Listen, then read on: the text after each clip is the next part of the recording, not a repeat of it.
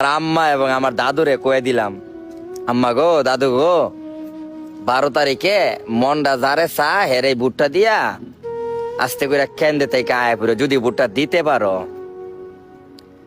আম্মা কইতাছে কিতা করতাম রে বাবা, কসে ভোট কি দিতারুম না দিতারতাম না, কারণ পূর্বে তো আর ভোট দিতে পারছি না। দাদুকে আমার শরীরটা বেশি ভালো না রে, ভোট দিতে গিয়া যদি আবার কেন্দ্রের ভিতরে কোনো হাঙ্গামা মাঙ্গামা লাগা থাকা তাইলে আমি ওইখানেই শেষ।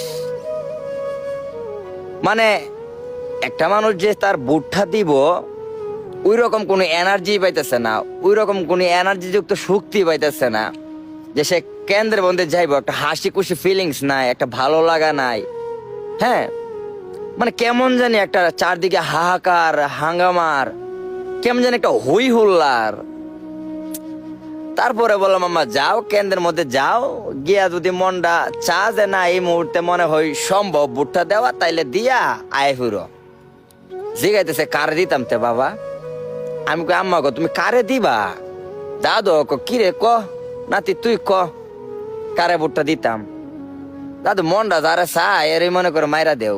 মানে আমি কি তা কইতাম তে কারে দিবা, কারে দিলে ভালো হইব, কারে দিলে ভালো হইতো না। আমি কি বলছি, আমি ছোট মানুষ, আমি শুধু এতটুকু কইতাছি যেহেতু এবার শুনতেছি যে আসলে জনসংখ্যারা এবং বাংলার মানুষরা ভোট দিতে পারবো ওই রকম একটা পরিস্থিতি সৃষ্টি হইতাছে। ওই ক্ষেত্রে আমি কইতেছি যাও যায়া দেহ, যদি শিল মারা সম্ভব মাইরা দেও। আর যদি একটা আনকনফিডেবল ফিল করো, মানে তোমার ভালোই লাগতেছে না যে কারে দিবা না দিবা বুঝতেছে না, তাহলে আন্দা গুন্দা একটা মাইরা দিও, যেন পরে নই মাইরা দিয়া একটা ভাঙ্গা দিয়া ফালাই দিয়া পুরো। আর যদি মনে করো যে না ভোটটা দেওয়া মানে সম্ভব হইব না, একটা বেশি হাঙ্গামা হই উল্লার বা ভিতরে তোমার ভোট দেলাইছে আগে হই বা পরে, তাইলে হাই হইর আস্তে কইরা আমি 2-1 বন্ধু বান্ধব পাঠাই দেব না, তারা তোমাদের